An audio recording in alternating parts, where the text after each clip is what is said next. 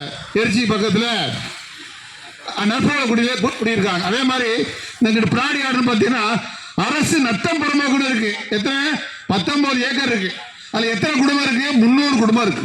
Brady ஆட்டில் அரசு நத்தம் புறம்போக்குன்னு ஒரு 4 மிராசார்கள் இந்த இடத்தை சுருட்டுறதுக்கு அவங்களுக்கு பூர்வீகத்தில் இருந்துச்சுன்னு சொல்றாங்க. செட்டில்மெண்ட்ல 1954 செட்டில்மெண்ட்லேயே நத்தம் இருக்கு, அரசு புறம்போக்குன்னு இருக்கு.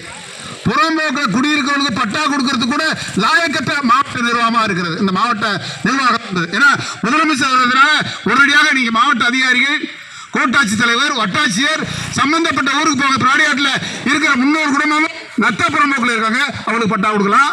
இந்த காடு புறம்போக்குன்னு சொல்லி நெப்போல குடியிருக்காங்க ஒரு 500 வீடு, அவங்களுக்கு பட்டா கொடுக்கலாவே.